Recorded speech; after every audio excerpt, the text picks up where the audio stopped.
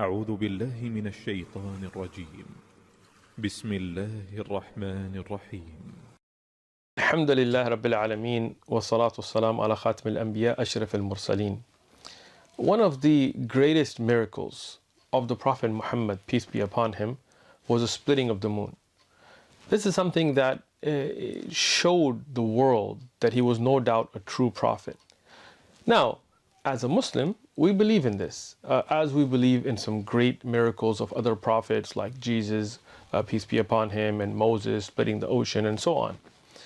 And what is the evidence as a Muslim is the verses from the Quran in Surah Qamar. اقتربت الساعة وانشق القمر وإن يروا آية يعرضوا ويقولوا سحر مستمر. First two ayat, these two verses clearly state that this happened. Now some people, they say, oh, this didn't happen, this will happen closer to the Day of Judgment and so on.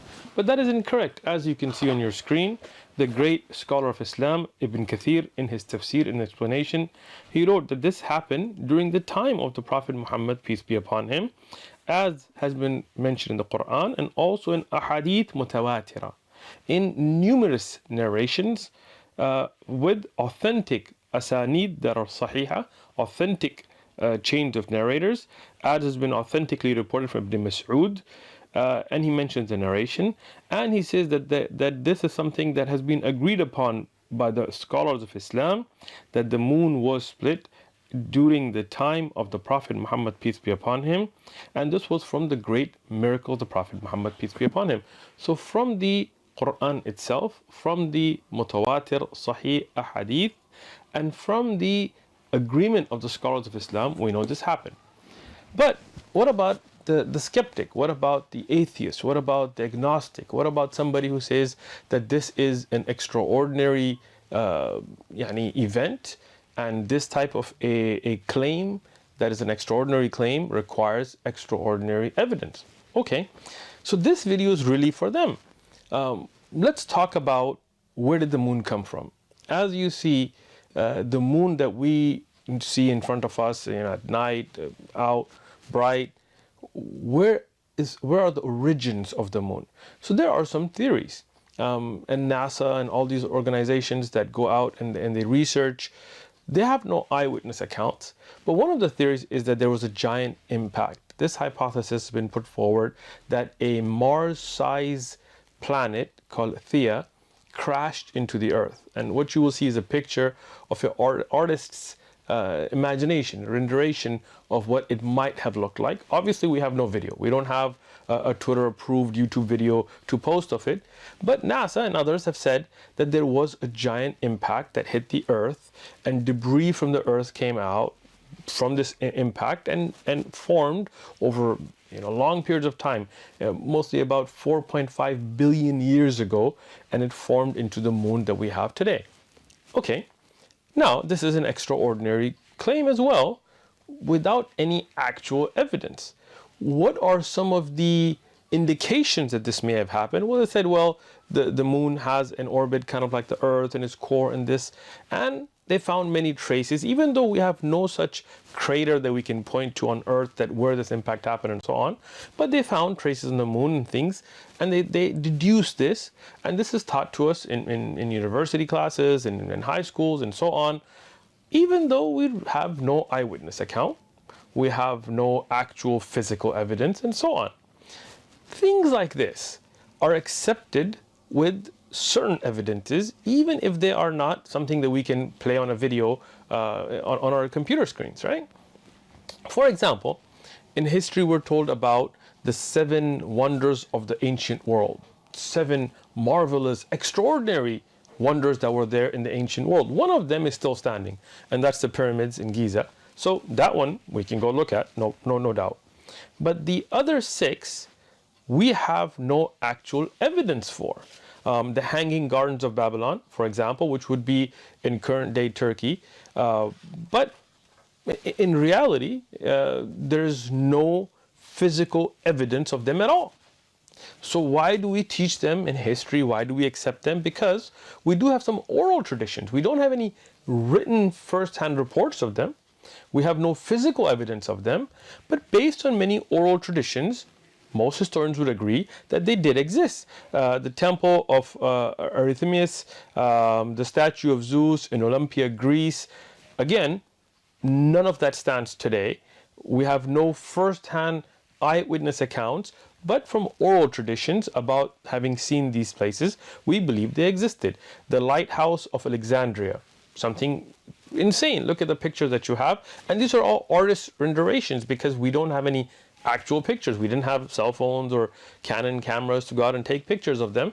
But based on oral traditions, we do believe that these extraordinary structures existed. The famous Colosseum, the Colossus of Rhodes, all of these extraordinary historic accounts have no eyewitness. So, having said that, we would deduce that even oral traditions are accepted to believe in some very extraordinary claims. But the splitting of the moon is no doubt more amazing. It's something amazing. It's something that is not like a huge building or something like this. So we would want some really extraordinary proof. And no doubt, the splitting and uniting of the moon in a single night is something amazing, something that is very extraordinary, something that it's not a naturally occurring event. We as Muslims are not claiming that this was some kind of a natural event, that some asteroid just came and hit the moon. No, this was a miracle. This was a sign from the creator of the universe that this man, Muhammad, peace be upon him, is a true prophet of God. So, is it even scientifically possible? That's the first question that we're going to address tonight. Is it scientifically possible that a moon can break or merge, and then become one moon? Can it even happen? Well, according to NASA, and I'm putting a link to NASA's website, many of these pictures that are being shown are from NASA themselves. They're not doctored, they're not edited, they're not photoshopped. These are NASA pictures. Now, I am not claiming that NASA is in agreement with a lot of these things. What I am showing is what their research showed, and you can look at it on their website. So NASA sent a rover to Saturn, Cassini, and spent 20 years. It was sent out in 1997. The pictures that you're looking at are from that rover, that it went out to look at the moons of Saturn and look at Saturn itself, and spent 20 years in space. And in 2017, it crashed onto the surface of Saturn and it's destroyed. But those images we still have. So let's look at some of these images of Lepidus. Lepidus is one of the moons of Saturn. And if you look at it, you see this ridge that NASA has shown. This is a mystery. They wondered, why is there such a ridge? As you can see in the picture, that goes all the way across that moon. And why is it that the surface is so different on different sides? Well, according to NASA, one of the accepted theories is that this was an impact, two moons, or a body that separated at a certain time, crashed in, and as you can see an artist's rendering of it, to make the moon today. And after scanning the surface, this is what they have come up with, that two separate bodies came together, and today it's one moon. So, can you say, is it possible? No doubt it's possible. But that is not our moon, right? That is something in Saturn, okay? So let's talk about our moon. If you look at the picture on your screen today, and this again, you can find all of these on NASA's website itself, and I've put a link in the description. You'll have to search around there. The moon has our moon, the Earth's moon, has two very different faces. One that is facing towards the Earth and one that is facing away from the Earth, and they're very different. Well, why is that? One of the theories that's put forward by NASA themselves is that this is because there was a merging, and this is now the picture you have on your screen. This is also an artist's rendering of a theory put forward by NASA scientists, that there was a merging of two moons into one, in our moon, of the Earth's moon. So what does this tell you? That no doubt it is very possible that our moon has been merged back together. And one of the evidences that you can find for this, as you will see in the picture now, are these ridges, which are called rima. Rima meaning grooves, right? And there is the Rima Orthodeus, which is 300 kilometers. In fact, all across the moon, in different places, you will find these cracks. Well, what causes them? There are many theories. One of them being that, as we mentioned before, that the two moons that collided caused these ridges. One of them being their volcanic tunnels and so on. I'm not claiming that NASA knows the answer, but they have taken these pictures and put forward these theories as well. So, how can we be sure, or that how did the moon ever split and come back together? Well, I mean, the only way we could really know is if we had eyewitness accounts. Wouldn't that be amazing if we actually had eyewitness accounts? Well, we do. We do have eyewitness accounts. Let me begin with those. There is, during the time of the Prophet Muhammad, peace and blessings be upon him, there is an event that happened where the people of Mecca, the non-believers of Mecca, challenged the Prophet Muhammad, peace be upon him, and said, if you're a true prophet, split this moon, split it in two and bring it back together. And the Prophet Muhammad, peace be upon him, told them that if I do this, will you believe? They said yes. He said okay. And he prayed to God, to the Creator, to Allah. And Allah split the moon. And eyewitnesses saw this. And I know this is an amazing, extraordinary event. That's why we call it a miracle. And it came back together the same night. Now, a skeptic would ask, okay, well, who saw this? Obviously the Prophet Muhammad, peace be upon him. But you could say, well, he's the one that's performing this, so, who else saw it? Well, we have in his historic documentation, in a book called Sahih al-Bukhari, we have the narration from Ibn Mas'ud. Ibn Mas'ud is one of the companions of the Prophet Muhammad, peace be upon him. And in the narration that is on your screen now, he reports this to have occurred as well. Now, you could say, okay, well, who's Ibn Mas'ud? Ibn Mas'ud, we know exact details about this eyewitness. What was his name? His name was Abdullah. What was his father's name? His father's name was Mas'ud. What was his mother known as? Abd. Did he have siblings? Yes. For example, he had a brother named Utbah. Okay, was he married? Yes. His wife was named Zainab. Did he have children? Yes. We know all of those details.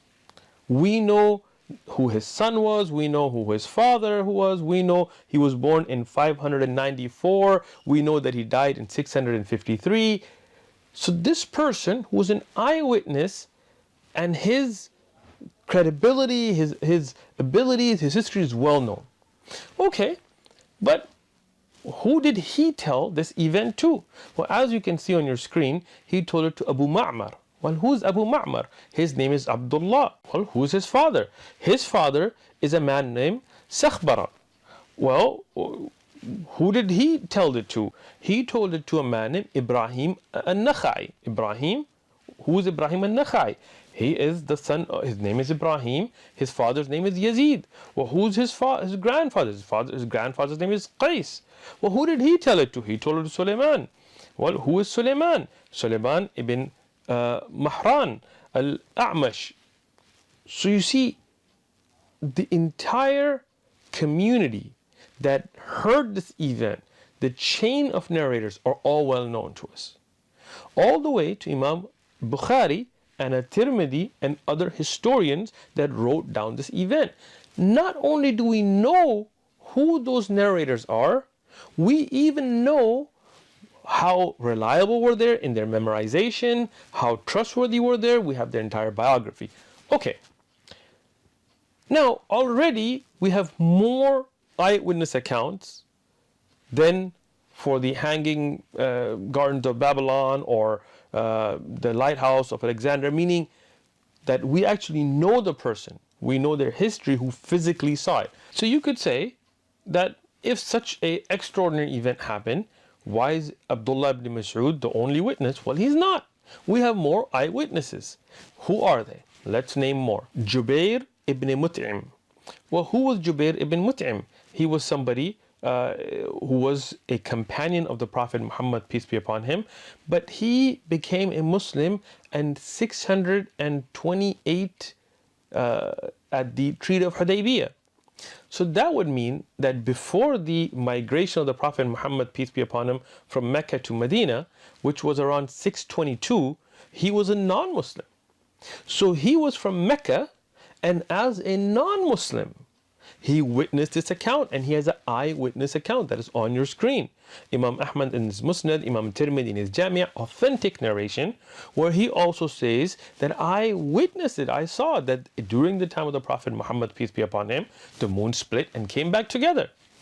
So now you have another witness, and we have the same details about him and everybody that he reported to. Who was his father? It was Mut'im ibn Adi. Who did he have a son? Yes. One of his sons was Nafi' ibn Jubair. When did he die? 679. So with all of that clear detail, we have another eyewitness. First, that Abdullah ibn Masud, who was a Muslim already, and the other, Jubair, who was not a Muslim at that time, that later accepted Islam. Okay, well, so you got two. How many else can you give us? Many more. Hudayfa ibn Yaman. Hudayfa ibn Yaman, he was also a companion of the Prophet Muhammad, peace be upon him. We have the exact same details: father, mother, children, where he lived, how good was his memory, what kind of a person was he, what he did. All of that detail is present, and Abu Nu'aym and Al-Bayhaqi and others have mentioned his narration. So this is also, it's on your screen. He was also an eyewitness to the account. More, let's give you more. Anas ibn Malik. Anas ibn Malik, the interesting thing about him is he's born in 612 and he dies in 711. And he's from Medina. And he, in Sahih al-Bukhari, he also witnesses this event. So that means the people of Medina were also witnesses to this event. Okay, Abdullah ibn Abbas, also another witness, authentic. We have Abdullah ibn Umar, who was the son of Umar ibn Khattab, famous companion, also an authentic narration. Now, some of them, they are physical witnesses, and there are other companions who were too young, so they asked the people of Mecca who witnessed it and got the information from them. Many, many, many reports. We can go on. But a very important report from eyewitnesses is what's reported by Ibn Kathir in Bidayah wa Nihaya, in one of the famous books of Islamic history called Bidayah wa Nihaya. It is also reported by Abu Nu'aym, and it's also reported by Ibn Sayyid al-Nas. In this narration, it lists non-Muslims who were eyewitnesses. So we've already given you 6, 7 of the Muslims or those that became Muslim after this event that witnessed it. But now I'm going to give you of non-Muslims. Who were they? Walid ibn Mughira. We have his history as well. We have the famous Abu Jahl, whose actual name is Amr ibn Hisham. We have Al-As ibn Hisham. We have As ibn Wa'il. We have all of these people that were non-Muslims. Not just them. We have Al-Aswad ibn Abdul Yaghuth. Yaghuth was one of the idols, and his father was named as the slave of that idol. He was a non-Muslim, Al-Aswad here. Al-Aswad ibn Muttalib, Zam'a ibn Al-Aswad, another ibn Al-Harith. These 8 mushrikeen, polytheists that were there, they were the ones that challenged the Prophet Muhammad, peace be upon him, and said, if you are a true prophet, split this moon. They are witnesses in this narration that the moon split. Now, this is very important because these are opponents. These are enemies. If the moon didn't split, they would be the first one to come out and say, you know what? We put this challenge and it didn't happen. But they were all eyewitnesses, even as enemies, that the moon did split. Ibn Kathir had this in Bidayah wa Nihaya, and I put the reference and the scan of the book. This is in Arabic, obviously, on the screen. Al-Hafiz Abu al-Qasim al-Tabrani, the famous scholar of history, and others, Al-Qadi Iyad and others have mentioned this narration. Now, Qadi Iyad, one of the great scholars, historians, in his book Al-Shifa, Sayyid Nas, another great scholar, in his Uyun al-Athar, and I've put the pictures on the screen for you to know about these books. They mention a very important narration, and Ibn Kathir has this in Bidayah wa Nihaya, that not only did these enemies of the Prophet Muhammad, peace be upon him, witness this, but they said that if this man, Muhammad, peace be upon him, has done some kind of magic, this is a trick, then he may have fooled us, but he will not have fooled the whole world. This is a skeptical question, and this is good. So they said, we will ask those caravans that were out to Yemen or to Syria, that were out, that were not in Mecca, whether they saw this event or not. And this is a question that somebody may have. If this event happened, why did people outside of Mecca not see it? Well, they did. In this narration, they asked the caravans that returned to Mecca, and every single one of them confirmed that they also saw the moon split. So now this is very important, because not only did the people of Mecca and a report out of Medina and proponents and opponents all see this as eyewitness accounts, but people that were outside in caravans in Arabia also saw the same event. And this is something that was mentioned in the Quran. If any of the polytheists, the mushrikeen, the idol worshippers saw this in the Quran and had not witnessed it, they would have objected to this. In the later time, this happened in Mecca after the migration of the Prophet Muhammad, peace be upon him, to Medina, and then coming back at Fath of Mecca, the victory of Mecca.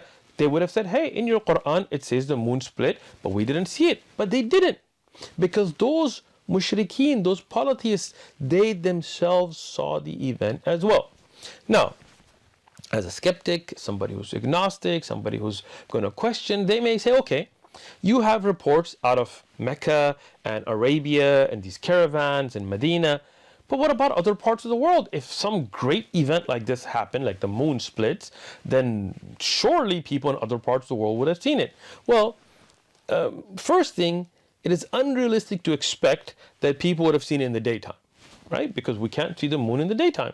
So, you know, in parts of North America and South America and Europe, if you look at time, if it was the early part of the night, obviously this wasn't midnight or 2, 3 a.m. because then people would have been asleep in those days. In the early part of the night, if the moon split, when the people were out, that means that in Europe and the United States, which obviously didn't exist at the time, but let's say North America and South America, it would be daytime. Night had not come. The sun begins its cycle from the east and sets in the west. So that means it would have been daytime. It is unrealistic to expect them to have seen it. Although if you go way back into Japan and Fiji and these areas, then it would have been probably getting very, very late, so most people would have been sleeping. But where is it likely that somebody could have seen it other than Arabia? Well, there could have been reports, no doubt, out of places like India, because Al-Hind, which would be east of Arabia, it would still be, you know, the earlier part of the night. Okay, so why don't we have any reports from there? Well, we do. In the book called Qissatul Shakruti Farmat, which is in a manuscript format, the actual handwritten manuscript in the British Library, there is evidence that has been produced that there was an account in India regarding this by a king of Kerala, of southern India, that saw this, and later when he met Muslims, he became a Muslim. Now, you can question that report, and I did as well. We want to make sure that we're looking at authentic, well-established history. No problem. So what I did is I emailed the British Library and I asked them about this, and I'm going to read off their email. So the inquiry I sent was to the British Library, which is at 96 Euston Road, London, NW1 2DB, United Kingdom. And I called them and I emailed them and I requested information about this manuscript. The response I got is from the Asian Africa Reference Services India office, that's a subdivision of that service, from the India Office Papers, Oriental Language Publications and Oriental Language Manuscripts.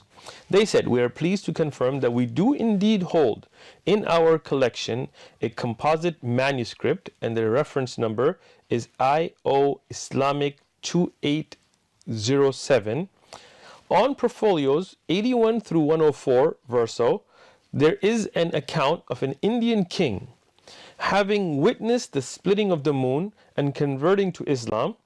The manuscript is entitled Qissatul Shakaruti Firmad and is listed in our published catalogs with the following: a fabulous account of the first settlement of Muhammadans in Malabar under King Sakaruti Krenagoro, a contemporary of Muhammad, peace be upon him, who was converted to Islam by the miracle of the division of the moon.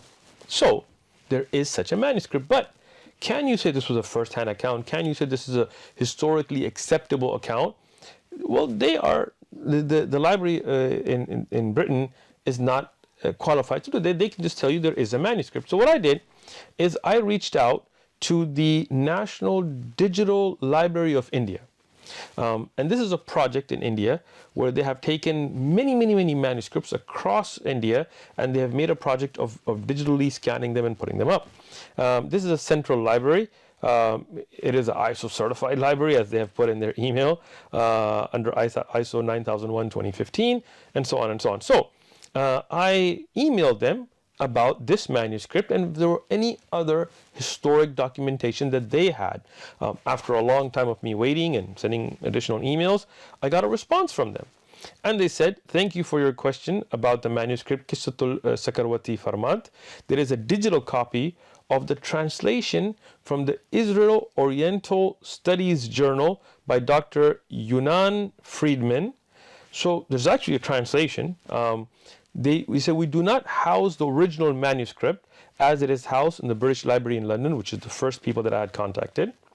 As for the record of a king named Shakarwati Farmas, also pronounced Farmad, and his observation of the splitting of the moon and later embracing Islam, then this is well documented in many manuscripts that are housed in the National Digital Library of India.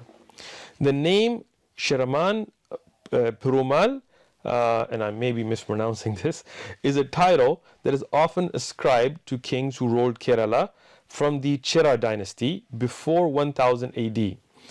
After 1000 AD, they were called Kula Shirokaras. So just the fact that that title was named under Chiriman shows that this was a very early report and an early writing. Now, according to their email, they said there are numerous oral and written traditions that state that Chiraman Perumal, the Chera king, called Shanakara Varman and Shakaramati with the title of Chiringal Perumal, sorry, I'm probably butchering these names, but who ruled from 621 to 640, and again that would put him exactly at the time of the Prophet Muhammad, peace be upon him's early time, because the Hijrah was around 622, so that would mean that his rule would be right before the migration of the Prophet Muhammad, peace be upon him. Witnessed the splitting of the moon, and when he met Muslim traders, he converted to Islam, according to these reports, and they will mention books here, in 627. This is recorded in Tarikh Zuhur al-Islam fil Malibar, an early manuscript on the genesis of Islam in Kerala, housed in the digital library, and they give the manuscript number here. This is supported by what is documented in the book Tuhfatul Mujahideen by Sheikh Zainuddin, and this was also confirmed by Dr. Hermann Gundrit, a German Christian missionary, scholar, and linguist. This is also, his work is in the digital library, and they've given the manuscript number here as well. Dr. German Gundrit speaks of two Chera kings who went to Mecca, Shankarwanmarma, during the first century of Islam, and Rama Varma Kulashkankaram in the later, who would also be called under the title of Sherman Perumal.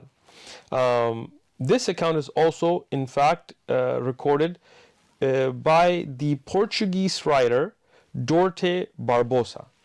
And we have a manuscript here in the digital library for that as well. He writes about a mighty king named Sherman Perumal who ruled Kerala, converting to Islam, and ordered the Sherman Mosque, which is still standing in India. This was built in 629 AD after the death of Chirman Purmal, who died in the Arabian Peninsula, according to these reports. This is also confirmed by another Portuguese writer named Joás de Barros and Diogo Alcortos. Both of them have confirmed these events as well in their historic writings that have been recorded in manuscripts that are in the digital library. He ends this email with, in India, it is well known part of our history, and the accounts of Chera kings who witnessed the splitting of the moon is well accepted as a historically proven record with oral and written traditions. Other historic events of that as recorded in Al-Isaba of Ibn Hajar. Now, this is the end of the email from the National Digital Library of India Project, Central Library. They gave their ISO certification, phone number and contact report up on the screen by Ibn Hajar Asqalani. In summary, when we look at an extraordinary claim, no doubt we have provided here extraordinary evidence. Eyewitnesses, and not just eyewitnesses, those that were proponents and opponents, those that were in the same city of Mecca and those that were outside of Mecca. Those reports are all eyewitness first-hand reports that have been verified and documented. On top of that, we have seen reports that are historically acceptable. They do not meet the level of criterion that Islamic scholars have for checking of Jarh wa Ta'dil, but they are acceptable reports, historic reports out of India, of multiple sources that orally and in written format have documented that there was a king in India that witnessed this and later accepted Islam. The mosque that was built, and there's a picture of the mosque here, it is still standing. It has been through fires and so on, but it is such a well accepted fact that this mosque was built by that king after his accepting of Islam, after his witnessing the splitting of the moon, that even the Prime Minister of India made a gold replica of it to give a gift to the King of Saudi Arabia, showing the history of Islam in India. And there's a picture of this that I've put on the screen here for you to see. All the information about the kings of India and what happened during that time frame have been accepted through such reports. So this, collaborated by the eyewitness accounts in the time of the Prophet Muhammad, peace be upon him, that are no doubt verified, show clear evidence. There is more evidence presented here than for most of history. Columbus coming to South America and where he landed and what happened between him and the Incas and the Aztecs and so on. Who were the eyewitnesses to these accounts? Who did they tell this account to? Who were their parents? Who were their children? How reliable was their memory? We don't know. Because of those oral traditions, because of writings that are way after them, we accept these accounts. So what I say is, when you have eyewitness accounts, people who were verified that saw this, proponents, companions of the Prophet Muhammad, peace be upon him, also opponents, polytheists, not only that they were present there, but in other parts of Arabia that saw this event. And not just that, even when this claim was put forward, none of the polytheists for years after that were present ever challenged it. None of them said, when did the moon split? It's in your Quran, your Prophet said it, we didn't see it. No, they accepted that it happened, but they made excuses, it was magic, it was this or that, but they accepted it, that this miraculous event did happen. And corroborating evidence, historic evidence from India, as this non-Muslim historian, he's a Hindu, from India has confirmed that this is accepted history through many manuscripts, many writings, oral traditions. When we have all of this together, then no doubt this was an event that occurred. And this was a miracle of the Prophet Muhammad, peace be upon him. And we encourage everybody who's a skeptic, everybody who wants to question, to go out and read more about the life of the Prophet Muhammad, peace be upon him. Because the greatest miracle of the Prophet Muhammad, peace be upon him, the Quran, is still with us. Take it, read it. The life of the Prophet Muhammad, peace be upon him, read about it. His other miracles, read about it. And let them be a guiding force for you.